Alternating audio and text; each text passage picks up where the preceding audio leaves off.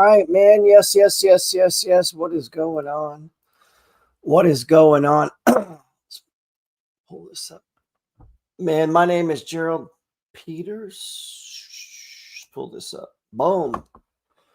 And we are live, man. What's going on? Hey, don't forget to click like. If you're not a subscriber, maybe jump on that too, man. And if you don't have a copy of my free ebook, you don't have to die broke. Oh, man. All you got to do is hit the link. Go to geraldpeters.info or wherever you're watching this. Man, we had basically a crash. What's up, man? Dylan, what is up, my man? What's up, man? What's up, Michael? Yes, yes, yes. What's up, man? We got a lot of people in the house. Posted a link there. Might want to go check it out. What's up, Instagram? Click over to YouTube. Probably a little bit better. We'll save it over there, man. If you don't know, let's see. Let me take me down a little bit, man.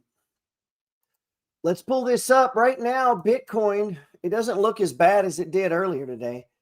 This is Bitcoin on a 1 minute chart. I've been day trading it since about 4 o'clock this morning, about 3 o'clock this morning, using perpetual contracts over at Coinbase, where you can get 10 or 20 to 1 leverage.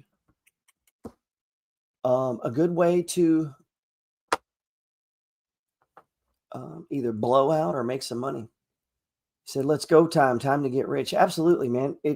Sometimes it can be hard, especially if you got yourself on margin, you got yourself over leveraged. What's up, man? What's up? What's up, man? It can be, a little painful. Let's look at this. This is coming in. Price has a tendency, at least I believe, that price stops where it has stopped before, if only temporarily. And that's how you get stuff like resistance, right? So now this would be overhead resistance right in here. And right now, we're kind of just playing in through this little channel here we see. Now, we'll see if it breaks that. What's up, man? What's up? What's up? What's good? Money team. Let's go, man. We need stocks and BTC to come down to make the gains. This is a good overtime. Yeah, I agree. If anybody's having problems with it, man, reach out to me. Especially if it's your first sell-off. I know it might sound crazy, but there are people, this is their first time to have the market go down on them. And that can surprise you if you're not ready for it, man. Let me save this. So we're still on this 1 minute, and it looks like that little zone right there held up. I would expect it to. But if it broke, let's say it breaks, I would expect it to go to the next one and hold up there. And as a short seller, I would probably start covering some of my shorts. Now, if you notice, the direction of the 20-day moving average is down, man. We hit RSI extreme. We had the turn on the MACD. We started to get a bullish cross on the TSI, but then it went the other way. And we had the money flow indicator, which is pretty darn good at picking the bottom. And this last little thing picked the exact bottom. So let's see what's up. Now, that works both ways, okay? My dad used to call this tarot card reading. What's up, man? What's up? What's up? Ryan H., what's up, man? ENVX looks cheap. Did it get smashed? And I haven't even looked. Supposed to have a guest on today. I didn't do a very good job at getting with him.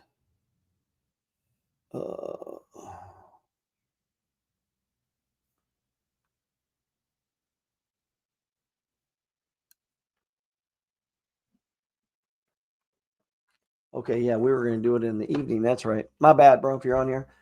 We were going to do it on the evening. So we're going to get a MFG member to come on this evening. And good morning. Good morning, Vietnam. And see.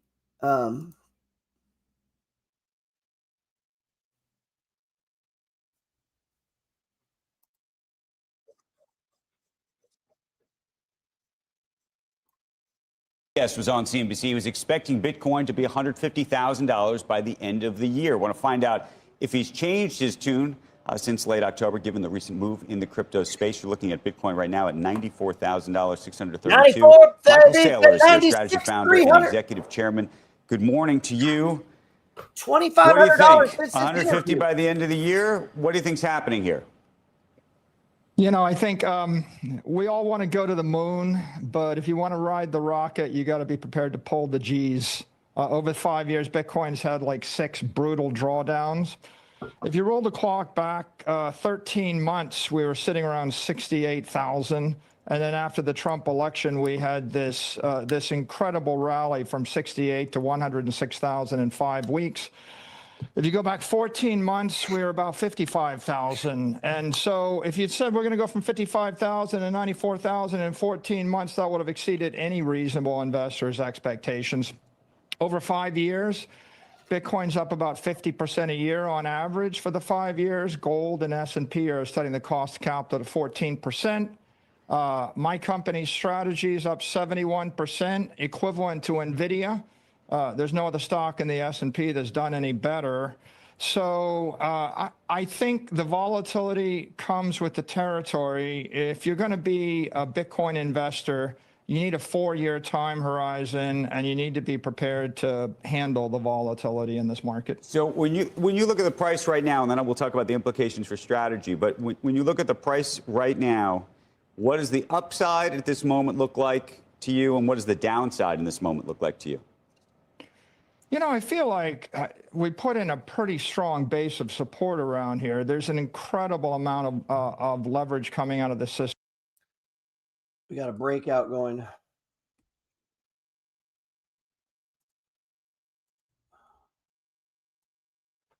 Back on the 1 minute here. We got it breaking out. Now Bitcoin's at 96,586. So while you were sleeping, it fell down to about, what was it, 94, I think was the low. Let me see. Yeah, it looks like we had a low of about 94. 94.5 right in there. And then we got all the signals. Money flow indicator went -20. That is almost always a buy signal. Didn't work that time, didn't work that one, but it usually is a buy signal. MACD turn, we had the RSI hit. So, but if you get a sustained downtrend, you know how it'll be a runaway. You know, it'll run, it'll go stage 3, and then it'll run. But we're getting a breakout on the 30-minute chart. Breakout on the 30-minute chart. A lot of liquidation. A lot of the OG holders were selling at the $100,000 level, and so I'm fairly comfortable at this level. I would think that we'll build from this base and we'll rally from here.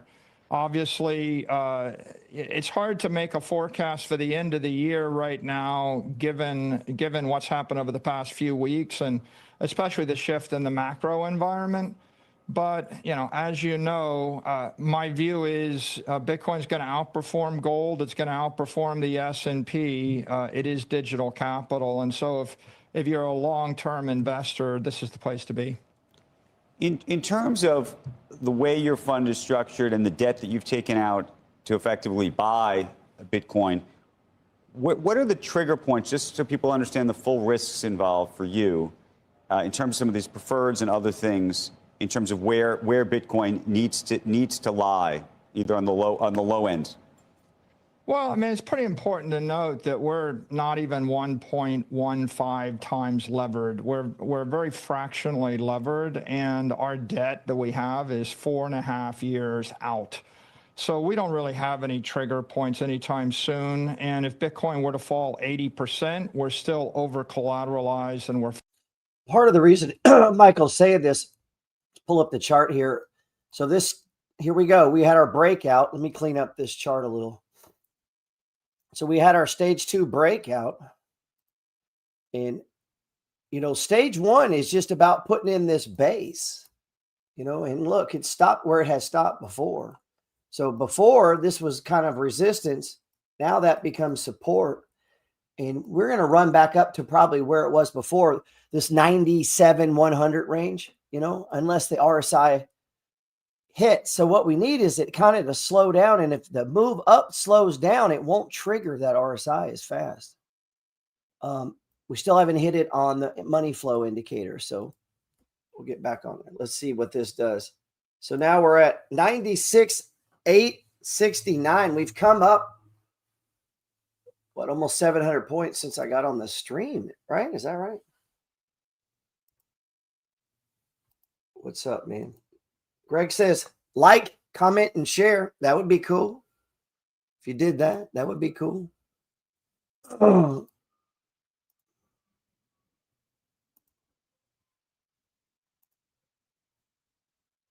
fine. So our balance sheet's pretty stable. $97,001. The company's strategy, just like an intelligent bank, would be to build amplification for the common stock using preferred equity. So the equity never comes due.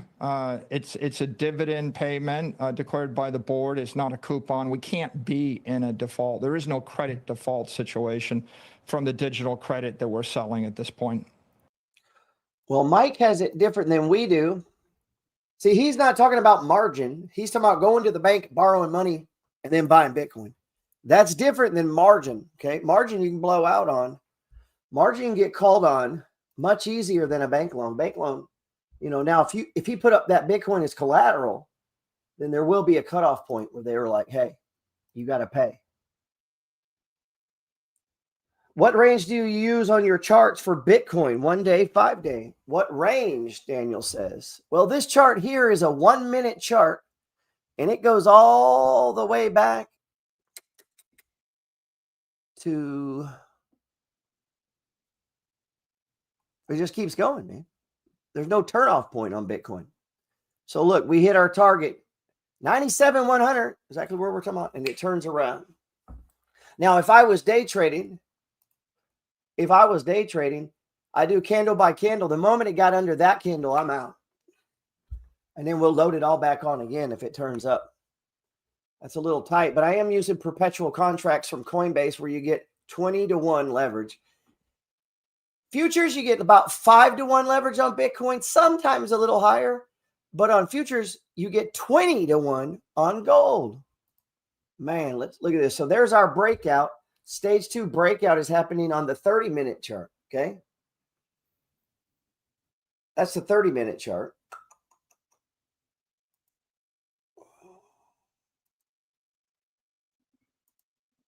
Let's see.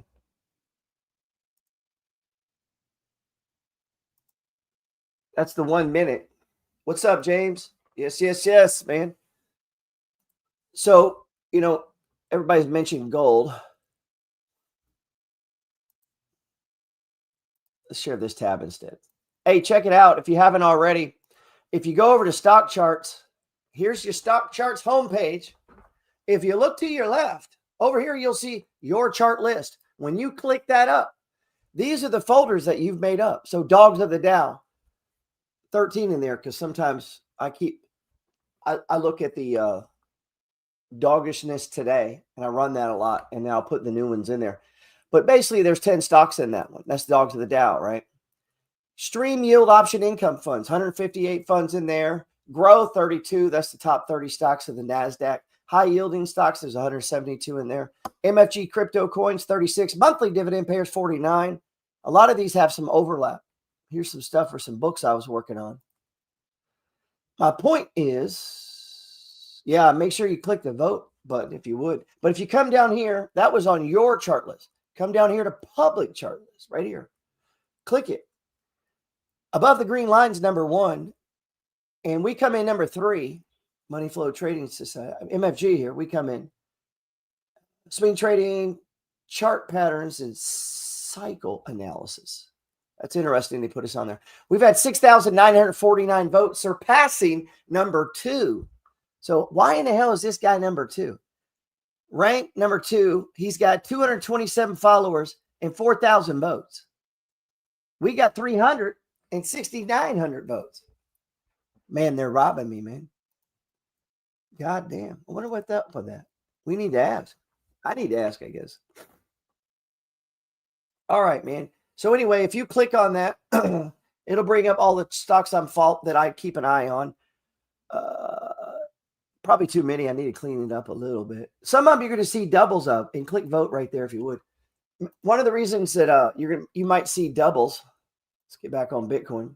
One of the reasons you might see doubles is I might have a 1 hour, a daily, and maybe a weekly for whatever reason, just so you can see the time continuity. Time continuity, we're getting fancy today. Time continuity is where you lay time over itself. So I might be executing trades on a 1 minute chart. I may get my direction to do that from a 5 minute chart. Okay. And I might get to, what happened to that guy driving a Tesla investor? He went ghost. Not sure who you're referring to, bro. James said, what happened to the guy driving a Tesla investor? He went ghost. Sugar Lumps, what's up? MSTR at 205. Too good a price.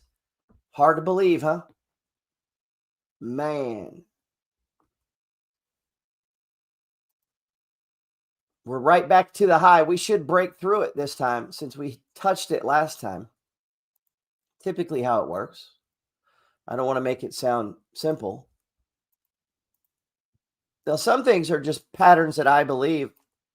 And then by holding to them, keep an eye on this RSI up here. RSI is at 66. Let's watch it. It's going to struggle right here because we're back to overhead resistance, right? And so, maybe we're caught in a channel here now. I'm always prepared for that. That would be support, right? So let's put an S.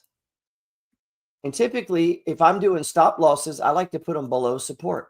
So below the anchor point, right? If I have an anchor point, and the anchor point, if you trade the money flow, are the lowest lows of a structured move. By structured move, I mean from a high to a low, right? That's not a structured move. It didn't get going. This here is still part of this one because it didn't break it. So that confirmed it. And then we had our stage 2 breakout right here. And so now we're running up. When this RSI goes extreme, that will be a completed structured move. I don't count it unless the RSI goes extreme. And then it was just a move that failed. Okay. Boom. 69. We just hit it. Man. Come on, man.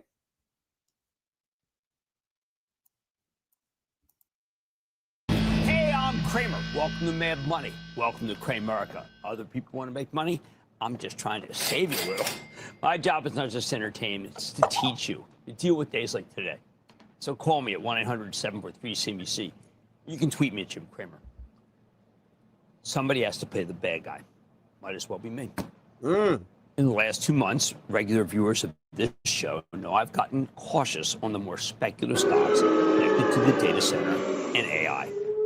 I've said repeatedly that when I say insider selling and secondary offerings, borrowings, and operations with no revenue, I'd have to take a step back. I had proclaimed 2025 as the year of magical investing, where if you bought anything at all that's involved in the data center, you made money.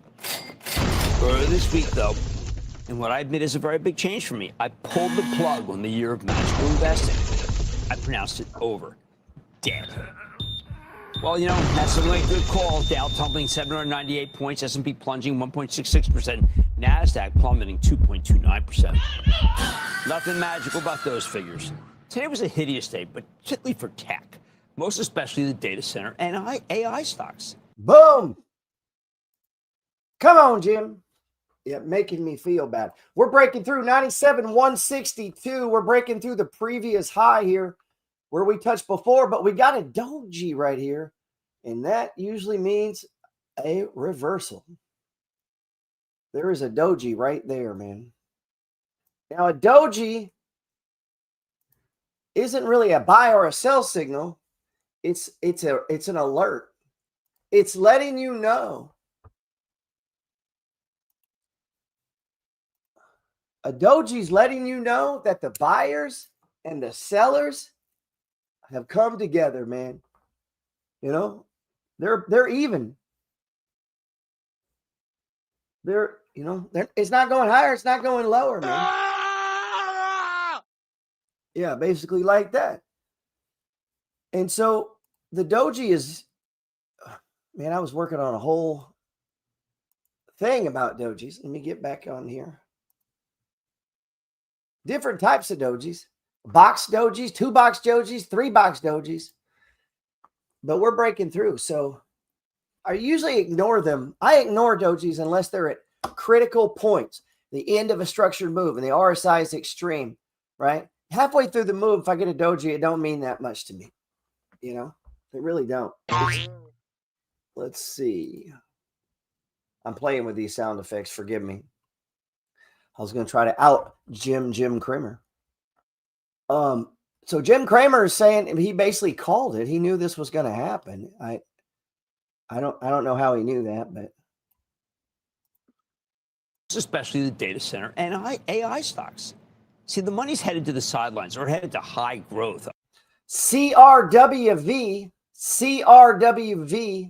CoreWeave, AI play.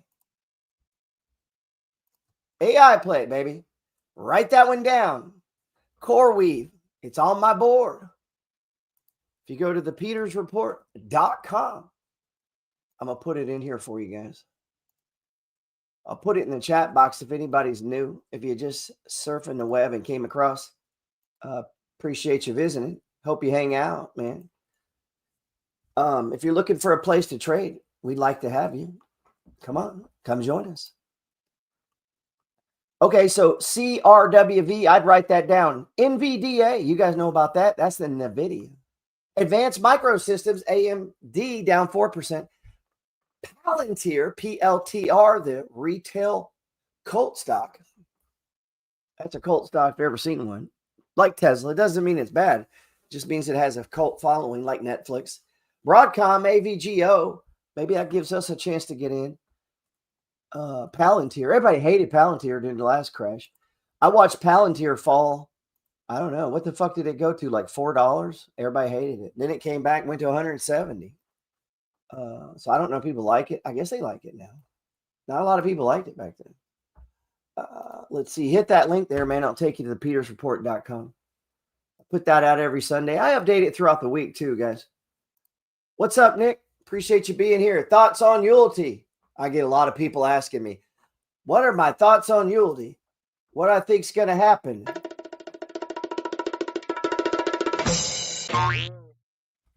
Oh, I got that one down. Is not going to zero, guys. You know that, right? They're just going to reverse split it. It can go forever. They just reverse away split it. From tech. I don't want to abandon the truly profitable companies involved in AI, and my trust hasn't. But I know a mania when I see one, and this one feels like it's starting to unwind. What am I scared of? Simple. A year I lived through, the year 2000. Back in 1999, I brought a company public that was losing tens of millions of dollars. It opened at $63. It went to $61. It went to $63. Same day. But before long, it had fallen to $2. I was sold my hedge fund back then. So I liquidated almost my entire portfolio. Went short because what I saw from others. Hundreds of dot-coms were coming public, and they were all trying to raise more money while the insiders were selling their own stock. It was all so obvious. I swear if I ever saw it happen again, I'd flag it to you. So I'm flagging it to you. 2008, in April 2000, it became clear that the rug had been pulled from underneath the owners of these dot-com stocks. So the institutional money flowed. All right, now, guys, Jim Cramer went on fucking Good Morning America. Jim Cramer went on Good Morning America 2008 telling everybody to get the fuck out of the stock market. That next day was the bottom. by the way. Let me see if I can find that clip. Man, what is old Jimmy doing? What you doing, Jimmy? Don't get the people out. Let's see. You never want to get out. If you go all out like that, you are a complete dipshit. Seriously. There's no other word for you.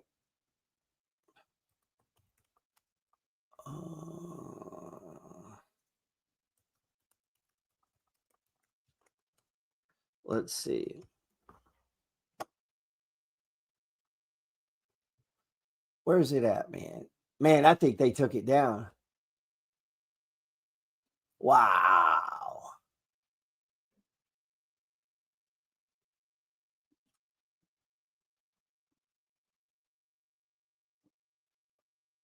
Did they take it down?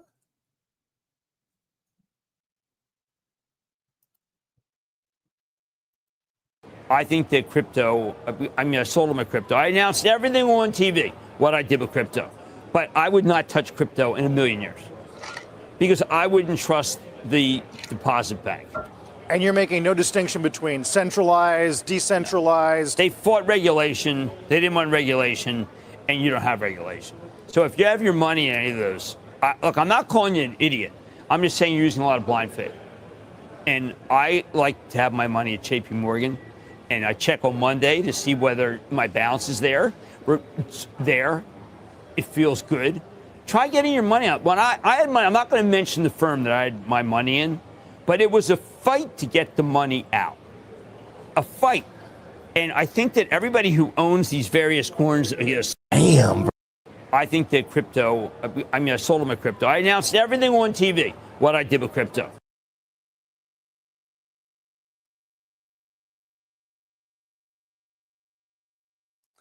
All right. Yeah. Oh, adjust him. That was Jim Cramer 2 years ago. All right. So 2 years ago.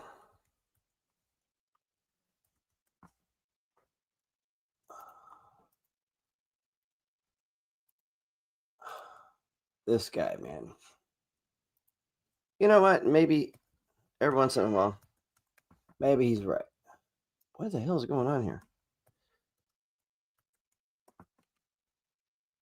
Hold on just a sec. I don't have my help today. All right, so this is a daily chart of Bitcoin. Let's take it to a monthly. And he's what, 2 years ago? Man, what was that, around 40,000 or so? That wasn't a good move, Jim. Come on, Jim. What you doing, man? Check it in on some regular stocks here. So let's check in on some of our speculative stocks. ENVX.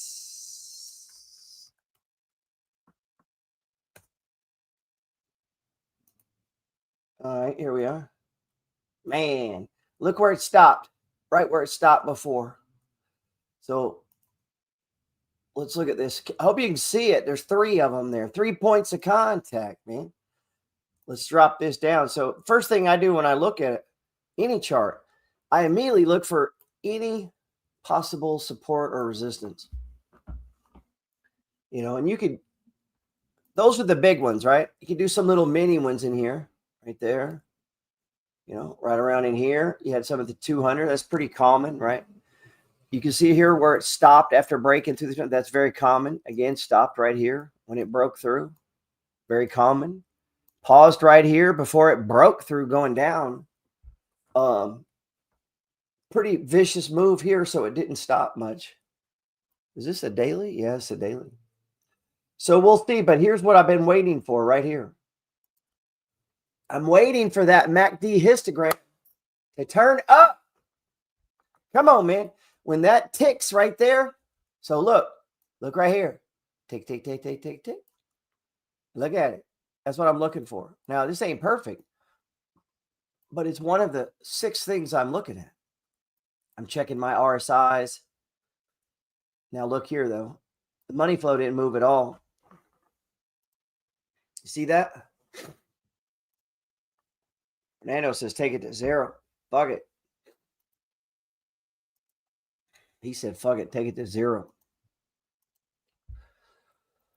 ENVX, what is it? KCRP.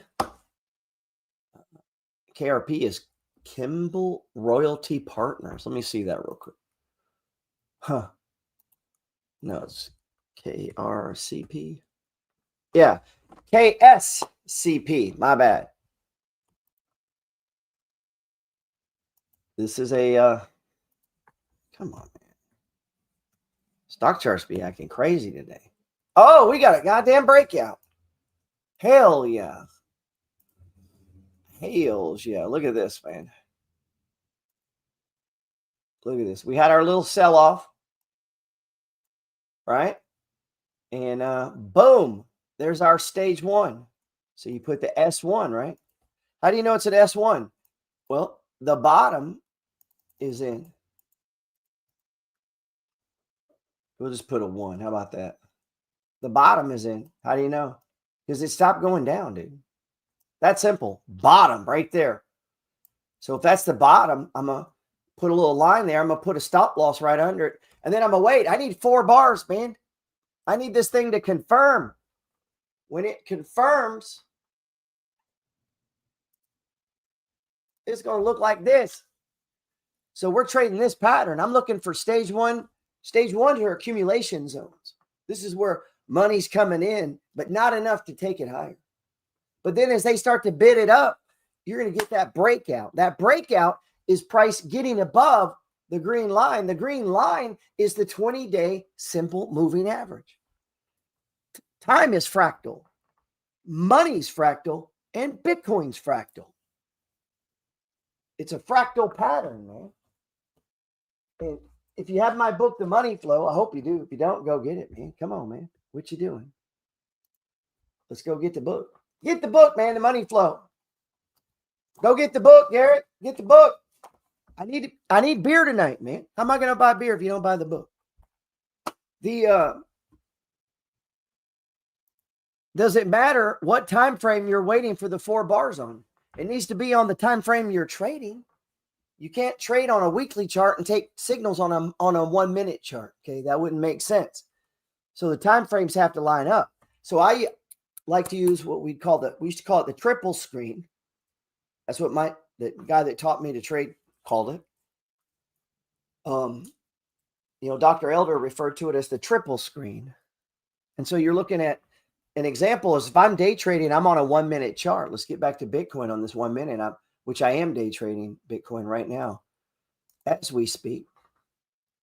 So I'm looking at this on a 1 minute so I can enter and exit the trade, but I'm going to roll up to the 5 minute times 5 on the pattern to find my pattern or find my my direction.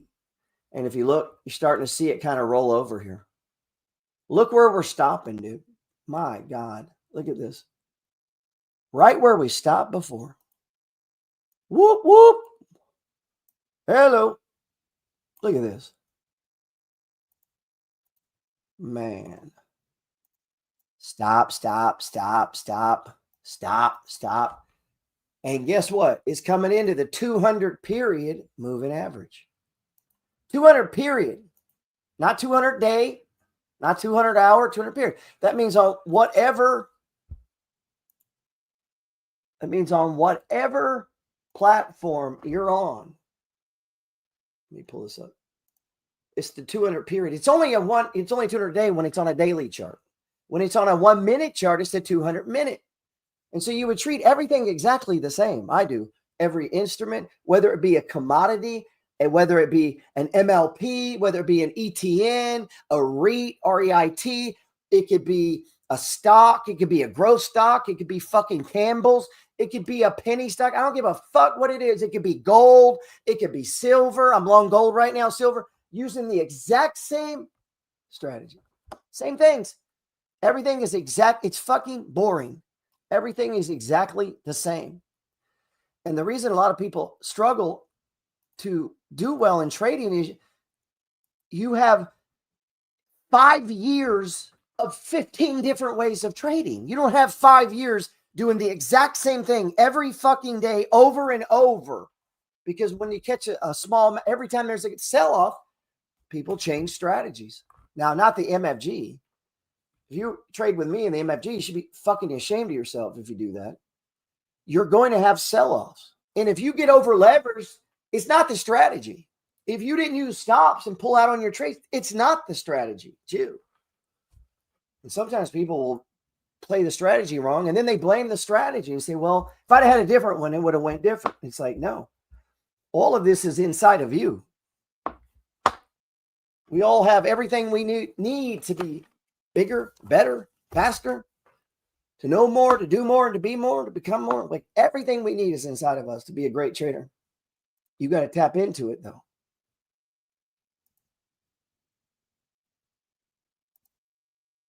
If you could comment on something we heard from Kathy Wood last week.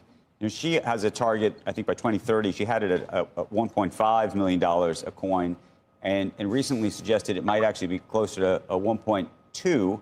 Now, on the stage one, guys, on this right here, it's going down, down, down, down, down, down, down, and stops. I don't care what time frame, whatever one you're trading. Now, I want to do this. If I'm trading on the 1 minute, I want to do this on a 5 minute or 15 or 30, whatever time frame you've decided to use, whatever it looks like. I mean, I'm fine with 30 minute on Bitcoin. I lowered my time frame to try to make some money on this move up. So I called an audible. I normally trade on the 30-minute chart. Okay. Let me pull that up. So I normally trade on a 30-minute chart. And over in here, you know, this is when a trade goes bad. Just didn't work. Right? So we had a little support in here. That's where the move will probably stop. And we started to break out. And so I'm hoping, you know, we're going to go up into here, the 105 range, and then pause and go sideways, and then run up, and then kind of go sideways. Maybe it comes down, but then it goes sideways. And we just work our way back to the big fat bank accounts. Now, whatever you do, don't play the game I would have, could have. Man, and definitely don't say what you could have bought with it, because that don't even matter, because you weren't going to do that. But I see people do that. So one of our speculative plays, KSCP, is breaking out. I would add shares to that. If you come over here to the Peters report, take this up a little bit. You know, I break down the market each week. So this Sunday, you're going to see me break down for last week. We got articles and charts. I put the charts that I like the best, ones that I'm watching. Some of them are constantly. I put videos that I think are worth watching from last week. Warren Buffett, Thanksgiving letter. He's given away $1.3 billion. He's worth 150 or some shit to 4 family foundations. Becky Quick talks about it there. This is one of my videos.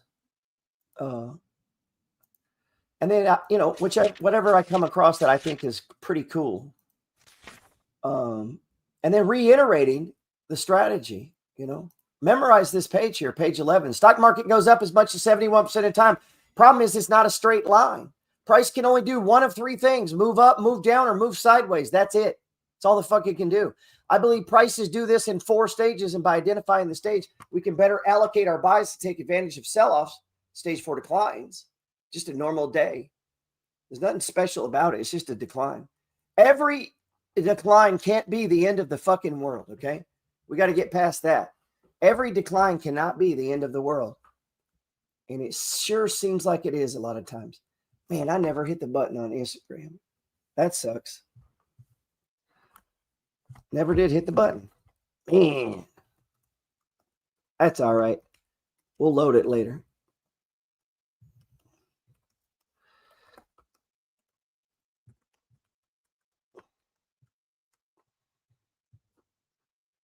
Man.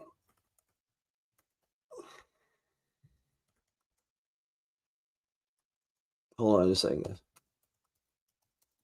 Man, that sucks. Can't believe I did that. That's why it was showing. Okay.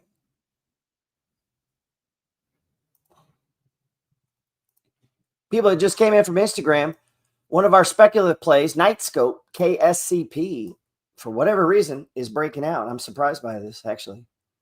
I mean, I know it's a good stock, but I was surprised it's breaking out like this. If you go over, hold on. We're back to the petersreport.com. This is free. Just go to petersreport.com. This is not Substack here. The Substack letters kind of bring this to life, is what we're supposed to be doing. So this, in this in this issue, I guess you'd call it, publication, I have quite a few speculative plays in there. I thought I took this out, man. Nova Nordis has come back into our buy zone. MO came into our buy zone. A lot of dividend stuff, man. A lot of money out there. Okay. A lot of dividend money. Yeah, a lot of people are being a little bit. They really are. Hey, here's an MFG member. Get to meet and hang out. Lives local. That's kind of cool. I look forward to that stuff. I like that, man. Nike was one of our plays. We got crude oil here, blah, blah, blah. Here's what I was getting to. So if you ever want to see what stocks I'm playing or what is on my mind for this week. Now, at first, this may overwhelm you. It may confuse you. And you say, wow, there's a lot of stocks on here. A lot of them are the same thing being repeated, okay? And so what I'm looking for in this is a fucking pattern. So I have this in my living room. Now, none of you guys, your wives wouldn't let you do that, man. Don't even act like they would. You know they wouldn't. And if you think they would, go do it this weekend and put it in your living room. Send me a picture.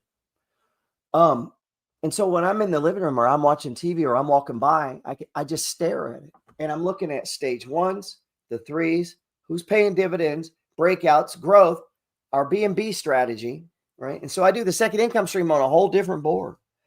And what I'm looking for is all those stage threes. I'm going to run down their true value on all of them every week. What is the value of this company?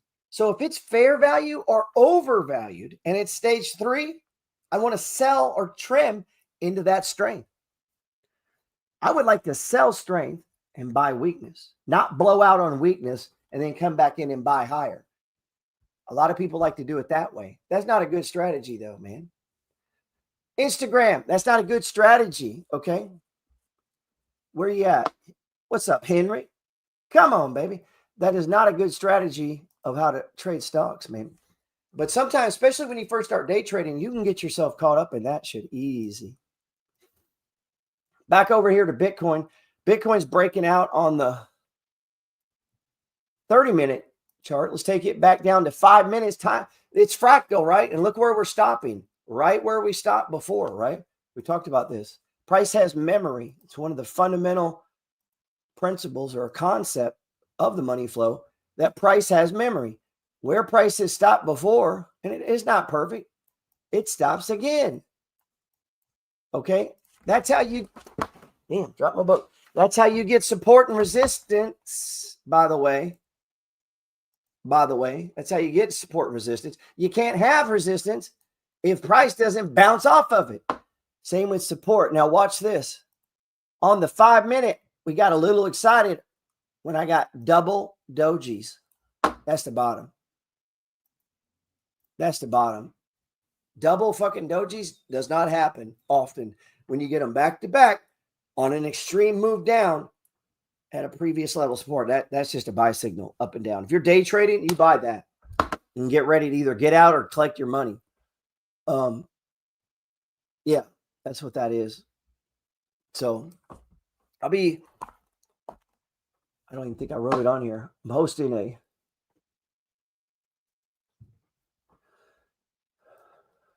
is it this weekend? I'm supposed to do it this weekend. Yeah, I'm going to do some day trading I think it's this weekend. I think it's Sunday. We do them periodically. Try to limit it to, we've had it. Tons of people. It doesn't work well then. We can get it. It works best 4 or 5. You get too many and people can't talk. And Bitcoin runs 24 hours a day. So we can trade it at night. You don't need your favorite stock to learn to trade. You just need price movement. Okay. Let's see.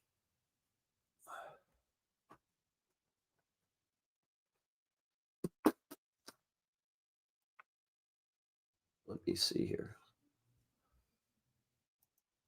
Man, hold on. My bad. I thought I had it going. All right, so that's Bitcoin on a 5-minute. Let's take it down to the 1 minute. We can see it bouncing off of resistance right there. Now, if price holds this, see that doji? If price holds this right here, and there's 3 points to it, it might do that. I would expect it to go much higher.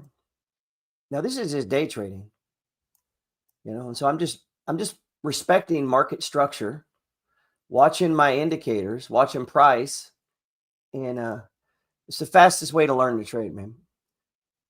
And I wouldn't even do it to learn to. I mean, it's not to learn to day trade. It's to accelerate your swing trade so you can get it done faster. So you don't have to take 5 fucking years. In 1 week, you could take 100, 200, 300 day trades using the exact same thing that you do on a swing trade. It would take you 10 fucking years to do that. What we could do in a night or in a weekend or in a week. It'll take other people 10 years to take that many trades. 300, it's going to take a while. You swing trading. If you're day trading, now here's the thing. Why do I want to be a day trader? Nobody asked you that. I'm trying to accelerate your learning. So crash coursing it like that is the best way.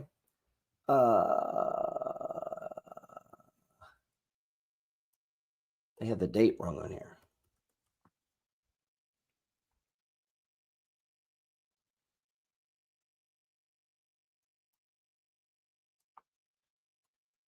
Man, they have the date wrong here. Sorry. Man, about to fire my help, man. What's going on?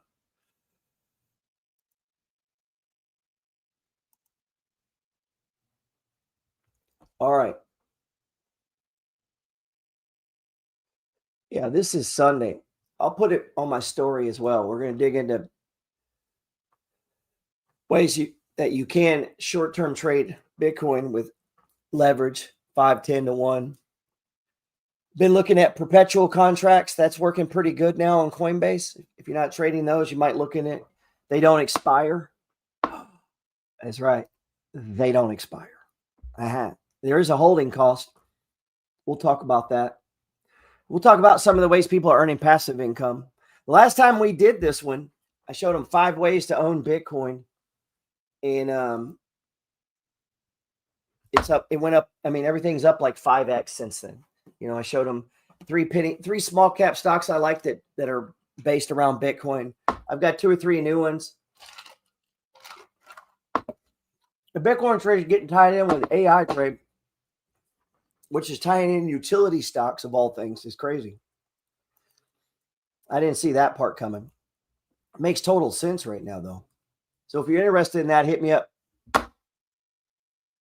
We're going to have to limit it, though, man. I can't have 100 people in there. What's up, Lena? What's up? Yes. Hope you're doing well, man. Anyway, let's get back on this. I like this. I like this right here. This KSCP. We've been buying it for a minute. If you want to know what some of my more speculative stocks are, if you come over here to page 38 of the Peters Report and go to the back, I post it every Sunday. Basically do your homework for you. You can just watch my homework if you were just completely fucking lazy. And so right here, KSCP, Zena, ZNA, we got Bohr, we got Fresh, KSCP, and Zena. Those are AI plays. It's AI drones, AI security, and then I forget what the other one is offhand.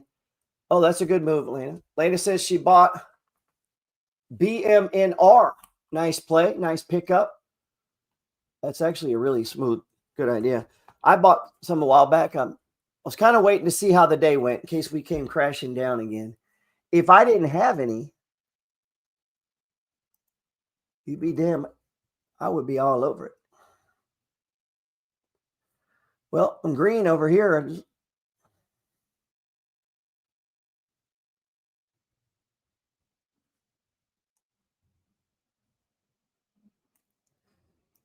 pull it up. I'm going to show you one of my accounts here. This account here, net count value, has 160,100 and $11.18. Look right here. Yesterday, or the 12th, buy 2 BMNR. Pretty small little buys. I was a little concerned about what's happening here.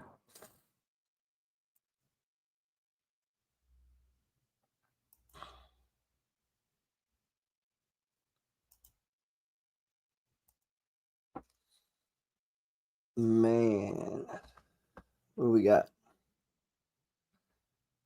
Well, we're green over here, so look at Bohr. Bohr's back into the positive. This stock's going higher, guys. We're only up 133% in lift. What do we got? 70% Procter Gamble, 67% in Philip Morris, 37%. That's not right, though. This 37%, that's not right. That's not right. Now, here's something you're going to see. This balance has grown, even though it stays red, because the dividends are so big. People have a hard time understanding this. It'll stay red. They stay red, guys. You're not going to get, if the color red bothers you, change the color on your screen. But your balance will go up, even though it's red on your screen. CSX trains are up 252%. SoFi, man, we just started buying that not too long ago, right? We're up 297% in SoFi. That's not bad, right? Let me see. When did we start buying SoFi? 2004. Looks like the first one was 03. That's been a minute. That's not bad. We're up 300% on some of these buys. Not bad at all, man. We're up 40% forward. Some of these are wrong, man. That's not the way it is. Let's see. BMNR. So let's check on this one. BMNR. Now, this is another retail cult stock here. That's what it's turning into. It's a new micro strategy. So look where it's stopping. I mean, we now have companies that don't even do anything to make money. Let's see. Look where it's stopping. Pretty close to where it stopped before. Actually, it could come down a little bit. Oof. You jumped in too soon, Lena. Oh, sorry. You jumped in too soon. The RSI is not extreme yet. That means it's going lower. The previous stopping point is about $5 lower. The TSI is pointing straight down and the MACD is flat, man. Baby, when you going to learn to trade the money flow?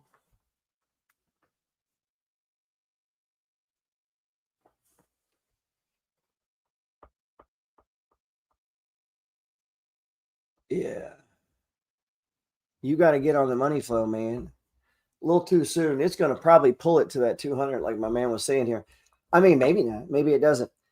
But you still, here's the problem. It's not considered oversold yet. I mean, it's still got a ways to go before the RSI even hits. The only thing saving you here is it does look like a doji. So too soon, though. Pfizer's got a pill that can help you with that. Expecting to buy more at 30, then why buy at where you bought it? That makes no sense. Why would you just, I mean, you can. We're money flowing it. Can we do the money flow? Is that okay with you? Can we do it, please? Let's run through a few and then we'll get out of here. I don't know. AGNC looks great. So I guess it's not participating in the meltdown. Let's run through these.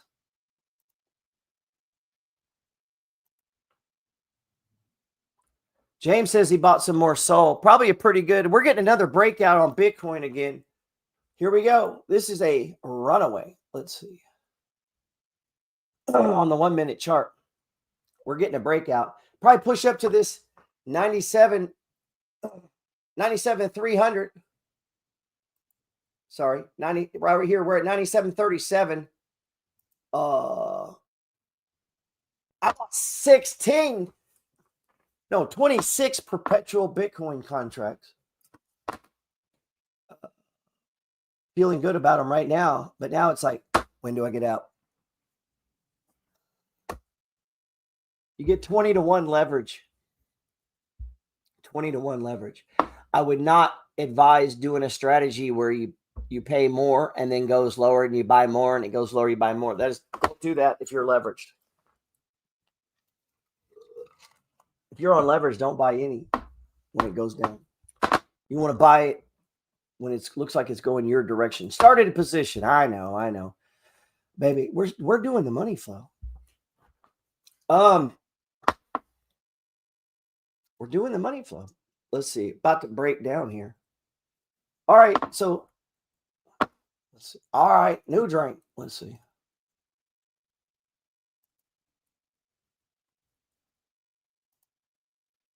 Several quarters and maybe even multiple years now about the secular bull run in technology. Is it over? Wow.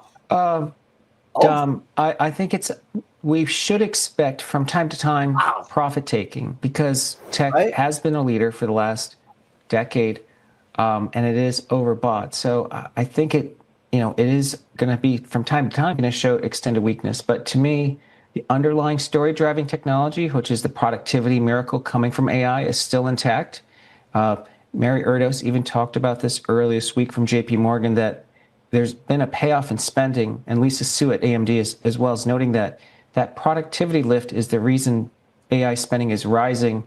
That's actually still a tailwind for tech stocks. And names like NVIDIA are still reasonably priced. I mean, NVIDIA at 28 times forward earnings is still less expensive than buying Walmart or Costco. Costco is almost 50 times forward earnings. All right, Ross, with that in mind, as you watch the price action play out, does it surprise you at all that we've seen this kind of a sell-off? Could we expect more of this in the coming weeks? I don't know if we'll get more of it, but investors should expect more of it. I mean, if you look even at the late 90s during the heyday of the dot-com bubble, 96 double-digit sell-off, 97 double-digit sell-off in the NASDAQ, 98 big sell-off on LTCM and some other weakness, and then 99 even big sell-off in the NASDAQ. So double-digit sell-offs even in bull markets driven by new technologies and exciting new technologies are really common. And this one, is just par for the course, I think, amid a broader bull market. So as long as the technicals and the underlying trend isn't too damaged, I think it is a dip you can buy. But I think investors should always expect a little bit more weakness. We've been on a tremendous run off the April lows. That kind of momentum can't sustain forever. Ross, do you feel as though there is any kind of a case to be made for a possible rotation trade? We've been exploring the possibility that maybe this broadening out could include less AI and tech and more things like perhaps energy or financials, something else along those lines. Does that thesis play out in the coming quarters in your mind? Sure. And I think it's incredibly healthy that as AI is pulling back, we're getting some nascent leadership from things like energy. Healthcare has had a tremendous month thus far after being really beaten up for a couple of years. Financials, big banks, both in the US and globally, have held up solidly. So, obviously the headline indexes are going to be weighed if big tech sells off. But I think it's incredibly healthy both on the earnings front and on the price front that you're seeing some breadth, especially at a time when the question about the broader economy outside of AI is how healthy is it, right? So this is a really good sign to me, and I'm happy to take a little bit of gains from tech and rotate into some nascent leadership there in other sectors. Tom, the tariff tantrum issues aside from earlier this spring, specifically in April, we haven't really seen any kind of a pullback last that long. It seems like these things are getting shallower, they're getting shorter in duration. If it is the case here, does it still play out that way? What kind of stocks actually go and you want to buy on discount here heading into the year end? Come on, man. Yeah, well, I think it is helpful to think about where we are in the cycle. I know the Fed is a little hesitant the reason to cut in December, but the reason they're hesitant to cut is the economy is actually pretty healthy, and they just don't have a clear contour of how quickly inflation's cooling. that's a very good backdrop for corporate earnings, actually even corporate earnings to actually start to spread. So if the Fed gives us some guidance and visibility about, path forward, I do think business confidence picks up. That means that ISM starts to recover, and it is a broadening trade. So I would agree with the other speaker that, I like tech structurally because of AI spending, but there's still plenty of room for the small caps to work, which have really taken it in the gut as the Fed's sounded hawkish, and the banks. And so I'd be in sort of favor of a broadening trade as well. But I still like tech. And as you know, the AI trade comes under question every few months. There's always a big pullback, but for the last 5 years, investors have had to buy that pullback. Ross, we'll give you the final word here. Does the Fed need to cut rates in December for this market rally to keep going?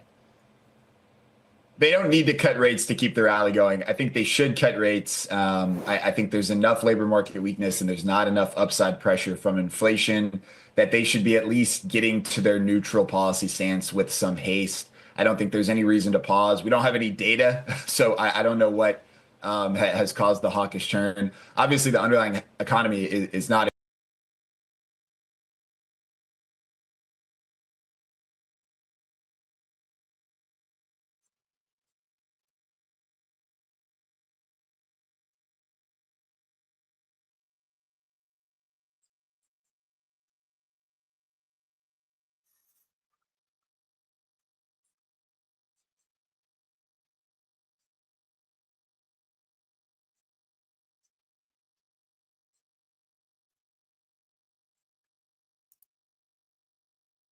actually has some, can actually have some impact on. So I do think it makes sense for the Fed to cut.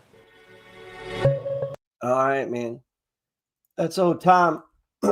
He's pretty bullish all the time. I'm pretty bullish all the time because stocks go up 70% of the time. What's up, Big Dylan? So you see the channel we're in here?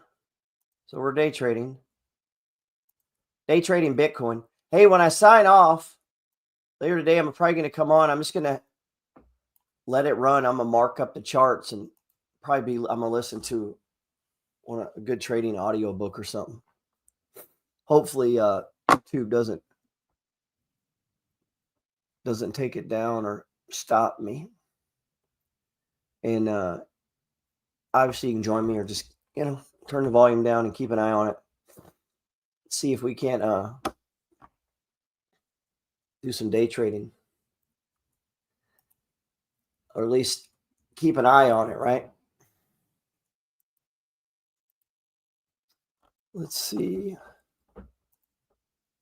We're at 97,000 now. Man, I bought some at right under 95,000.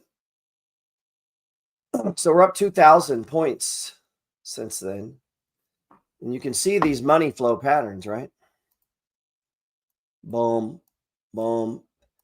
Stage 3, stage 4. Not a very, when you get a fast moving, if it's on a nice trend, you're not going to get much of a pullback into that 4.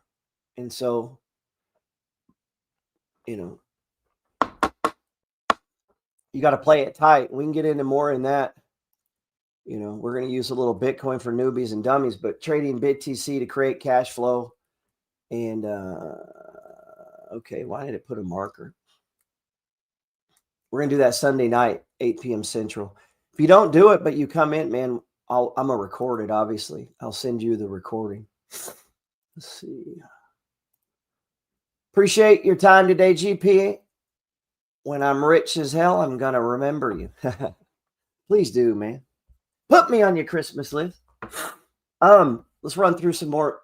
We'll quickly run through some. All right, so this is over at, if you go to, we talked about this, if you go over to stock charts, go over to the public charts, not your charts, but the public ones, and you can follow the money flow trade ideas. I need to narrow the list down a little bit. That's the ones I'm following. I don't know if maybe the list is overwhelming people. We got Amazon breaking back above the 20. Got Bohr coming back up 3% today. This is still a stage 2. It never hit a 70 RSI, guys. Never hit a 70 RSI. This is still a stage 2. Hey, what's up, Mike? Yeah, that's right. We talk Wednesday night, don't we? Yeah, man. Good to hear from you, man. I always like talking to Money Flow members and people that have been following the work. WU, Western Union stablecoins, will be on the Solana blockchain. It's about damn time they got involved in this modern day way of money transferring. It blows my mind that people were still standing in line to do that. That's crazy.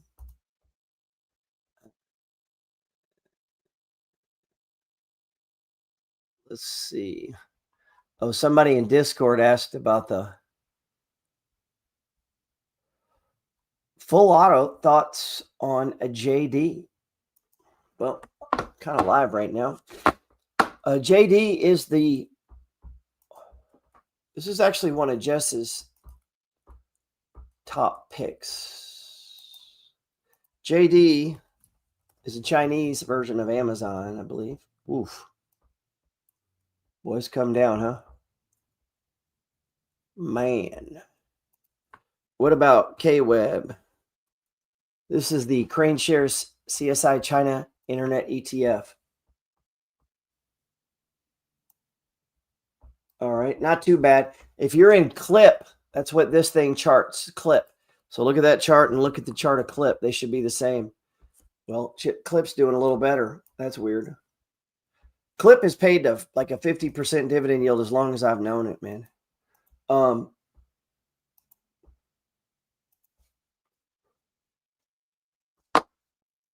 Yep, do one-on-ones if you guys. Matter of fact, I did one this morning. It was their first time they've ever been in a stage 4 decline, and they weren't sure what to do.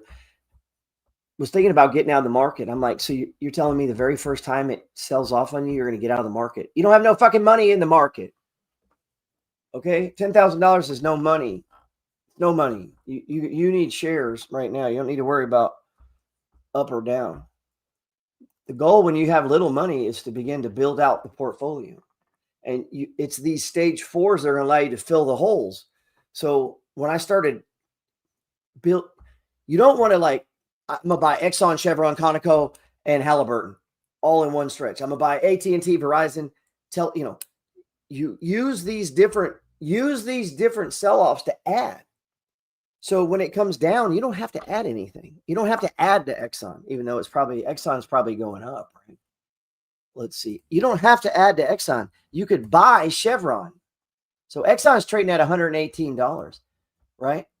So like down here on this last sell-up, when it was down here below the 100, I mean, guys, this is no fucking brainers. Any of these stage 1s, when you get stage 1s below the yellow line, the 200 period on a daily chart, they're no brainers, man. Let's see. We got a bunch of these right now. So if you go over to the Peters report, it says B&B MicroStrategy's on the list. CCIF, that thing right there pays a 27% or 23% dividend yield. It's fucking huge. It pays monthly. So it's paying like 2% a month. Buy the shit on margin. Put 30 cents down and buy $1. So I don't know about you, but do 27 times or plus 27 plus 27. That's a lot of fucking percentage, right? So that's the kind of stuff, if I was going to buy on margin, I'd want to buy. Things paying me money like we do in our second income stream. Let's see.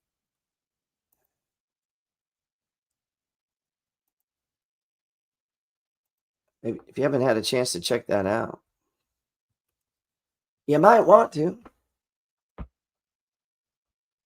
Let's see.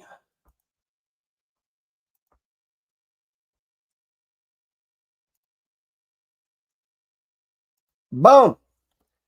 Second income stream where cash flow never sleeps. Sis, portfolio update, daily scoop, second income stream. Sis, what's happening right now in the stock market?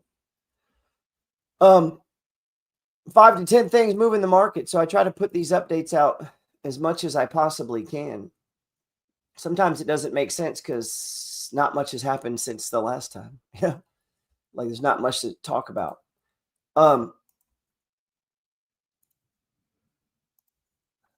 Now, that's not a trading letter, okay, guys? At all. That letter, where are we at? Let's get back on this Bitcoin. That letter's for people trying to make cash flow, man. Income. Oh, so we broke there. Now, if I'm day trading, the moment we break that right there, I'm out. I'm out. And look, RSI went 30. Everything's pointing down, down, down, down, down, down. Everything is pointing down. Every single fucking indicator is pointing down. So where do you think it's going? Down. Are you still tracking Merck? Hells yes. Now, how would you know, Freddie? Freddie, if you read chapter 10 of my free ebook, You Don't Have to Die Broke. You might have a physical copy. I'm trying to see if I have one right here. If you read chapter 10, it's entitled Dog Power. I think one of the fastest ways to learn the stock market is to start following the dogs of the Dow. Or don't. I mean, that's another option. Just be dumb and don't.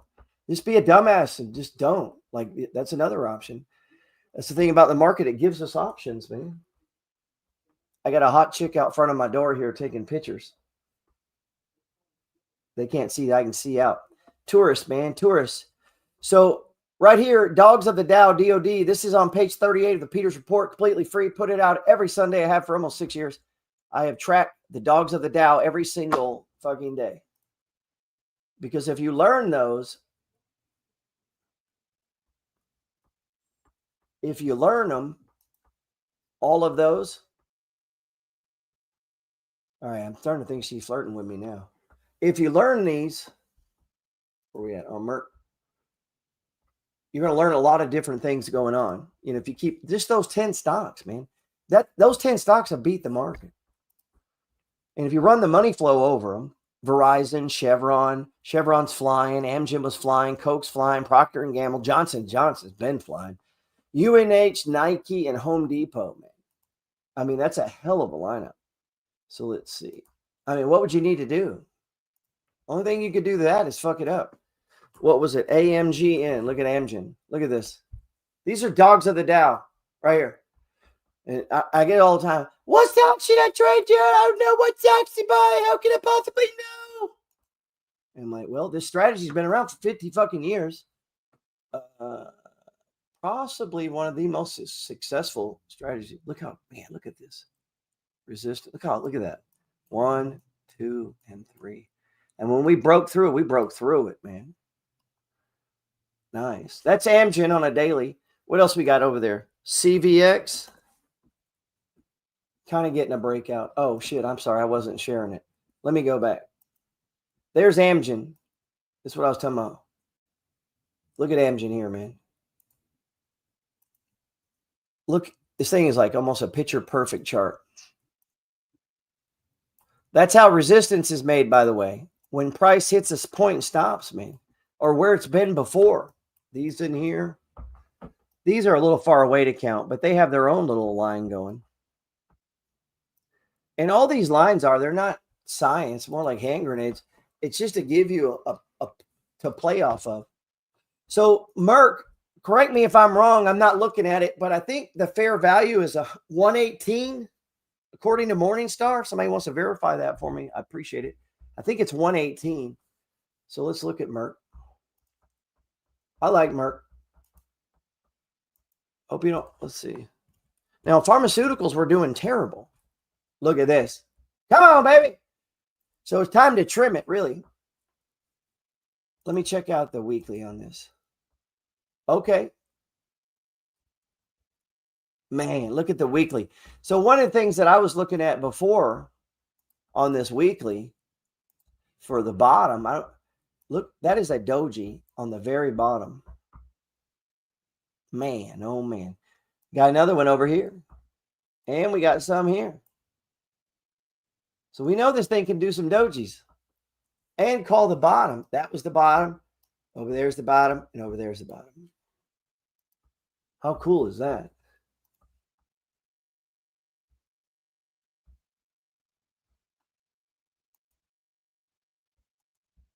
Can't see it, huh?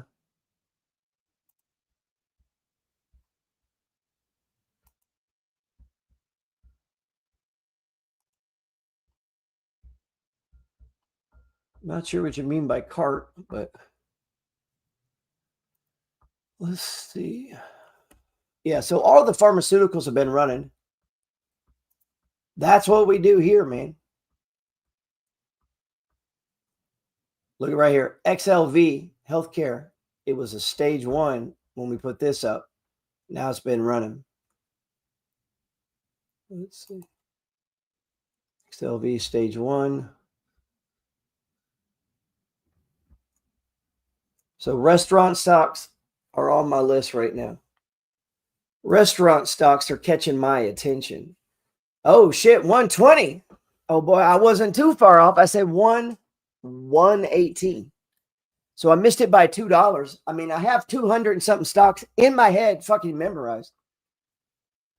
So I was pretty close, right?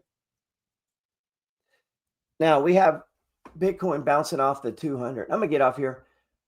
I may come back and just do some trading just since it's moving, man. And I got an audio book I'm listening to, a trading one. And I might send it out as a private link.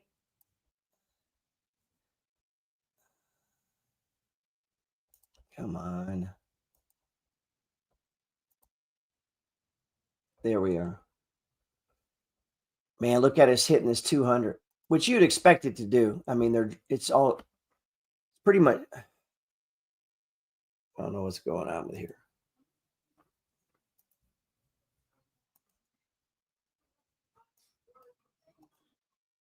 Because Greg Zuckerman's one of the best writers out there. He's author of 6 books, 2 of which were co-written with his sons.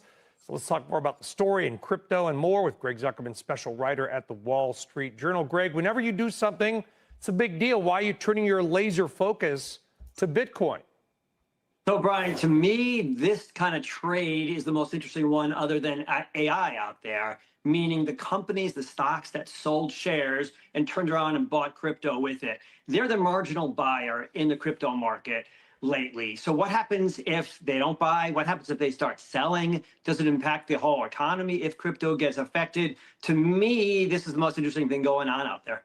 You look at stocks, too. And a lot of our viewers, maybe they don't own or trade crypto. Maybe they will. But you look at like a strategy, formerly known as a MicroStrategy. Michael Saylor, when it works, it works. What he did is he took a software company, basically became a crypto repository. With the price of crypto goes up, his stock goes up. But his stock is down 50% since its highs in the month of July. But other companies, too, Greg, right? Other companies are copying this. I looked up an industrial company on Long Island the other day. It's been around for 60 years, and now the website says Solana Repository. Yeah. Yes. It's back, we remember back at Yeah, man. I'm going to do that for Bitcoin Cash. in 1999, everyone was putting a .com on a company, and it started soaring. A lot of these companies are serious. They're believers in crypto. They think it's going to go higher. There are all kinds of ways they can amplify the gains. But at the end of the day, they're levered bets. These are stocks that are levered bets on crypto. And if crypto goes down, they go down even more. So far, these small investors that we've talked to, individual investors, have been hanging in there. They're confident, they think, they believe, especially Michael Saylor. He's a good salesman. We will see if the pain gets worse.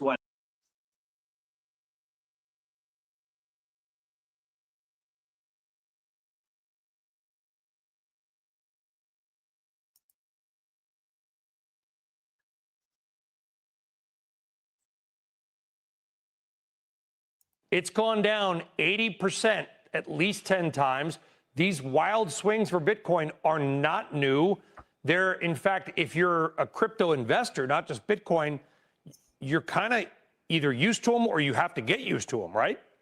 Yeah, they kind of mock people like me. Oh, wow, we're down 30%. Greg, you're all excited. Hang in there, relax. We're used to this. We embrace it. They buy more power to them. It's worked. Those of us who've gone through some crises, financial crises in our lives, we think, well, maybe this is the time where it actually gets crushed. And then the question is, does it affect the economy? Does it affect the broader market? Back when Sam Bankman-Fried's company fell apart a few years ago, it didn't really have an impact. Will be interesting to see if something happens like that in the I'm pretty sure it did have an effect. So check this out. Where it's stopping is right at the 200 period, because this is a 1 minute chart. So it'd be a 200 period, not a 200 day, right? moving averages are fractal. Time is fractal, as is money. You know, in other words, you can have 100 pennies or you can have $1. But 100 pennies is $1. It's fractal. You can break it up. Take Bitcoin, turn it into Satoshis. It's all fractal, man. Time is fractal.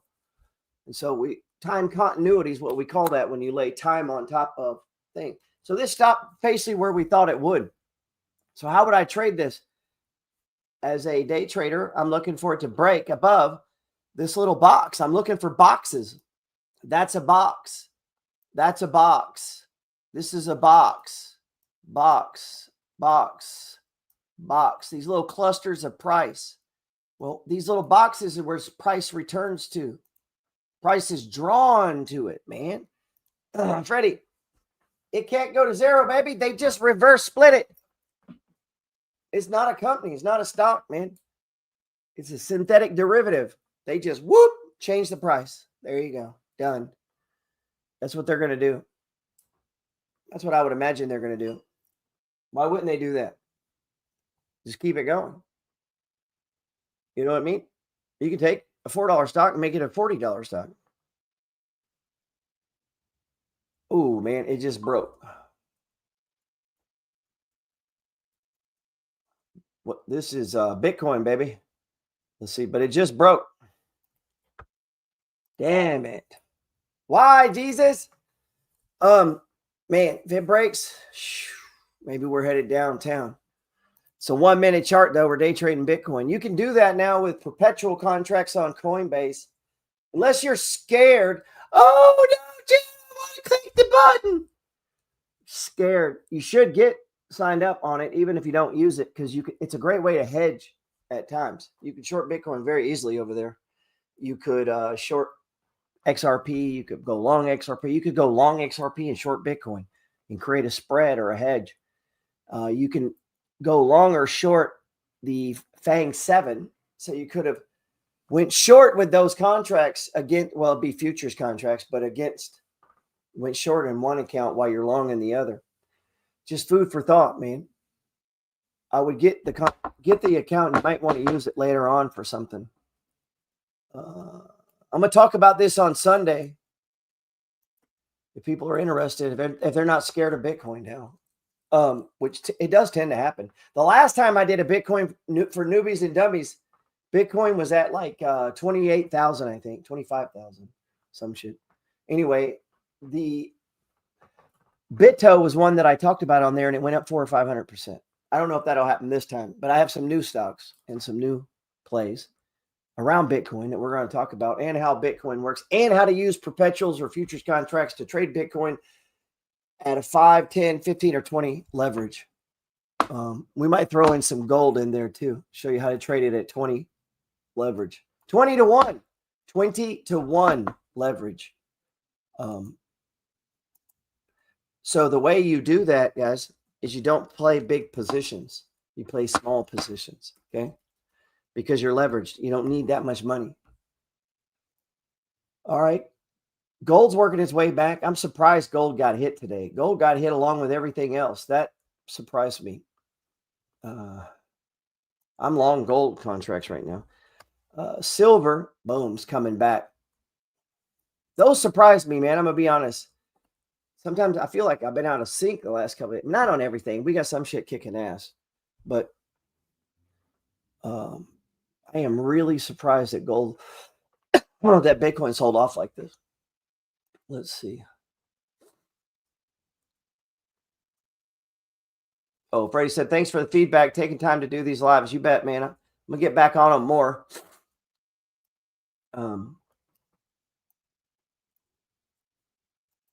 Looking for a writer and a co-host, so keep that in mind. It's hard to find people who can write, trade, research stocks, and all that shit at the same time. So these are, Fresh was one of our, I added 4 or 5 AI type stocks to our speculation list. Boom! Come on, baby. So here we go. Fresh, FRS. This is Fresh Works. We've had several of these.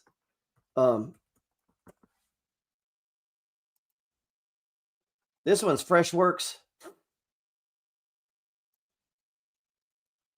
Freshworks is a software company. It's a software as a service, which is the acronym is SaaS, solutions to fall into two product families: customer experience, CX, and employee experience, EX. CX products include Freshdesk, Freshchat, Fresh Sales, and Fresh Marketer. EX products include Fresh Service, Fresh Company, Fresh Service for business teams, blah, blah, blah. Solutions, Freddy, an AI agent, and Freddy AI Copilot further enhance customer and employee experience. Fresh seeks to uncomplicate your IT and customer service, provides an enterprise-grade AI-assisted service software to deliver exceptional customer service and employee experience. Sounds a lot like a lot, right? So let's see. It's not a bad chart, man. I wonder if we could have day traded this bad boy. Does it have the volume? Now, see how sketchy it is? Xena was another one. Xena Tech.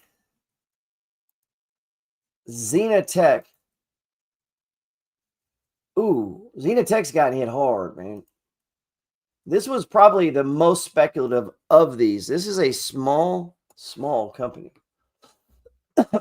This is a $150 million market cap, man. This is basically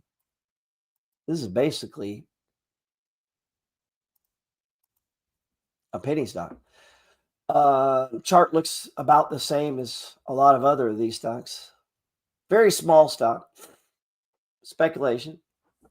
Xenatech is a technology company specializing in artificial intelligence, AI drones, drone as a service, or DaaS. You learned two different acronyms today, SaaS, and now you learn DaaS. Enterprise quantum computing solutions for mission critical business applications. It operates in software development technology, sales and distribution, and drone manufacturing. Damn. This thing makes robots. Or I keep hitting the wrong button. I like it.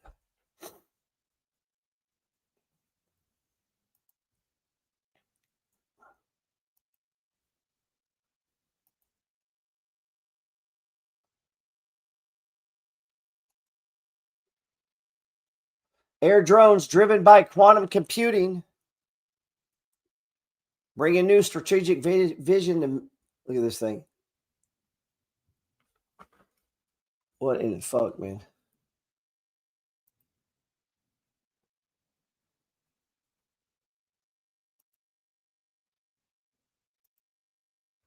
Make Sunday service great again. Just hit me up, Austin. Make sure you got all my materials, though. Bringing a new strategic value to business. All right, so, we want to make sure they're real businesses before you buy any of these small ones, and you just got to know what you're buying, man. I think that'll wrap it up.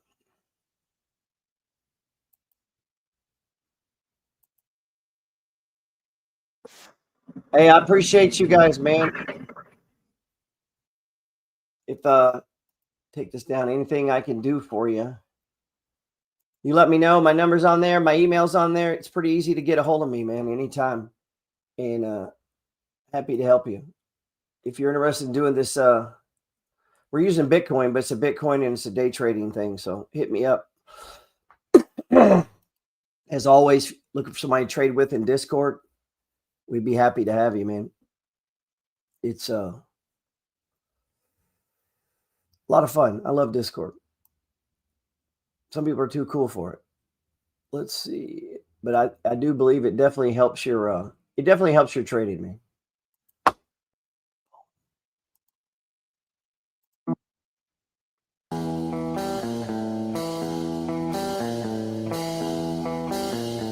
Hey, love you guys, man. Peace.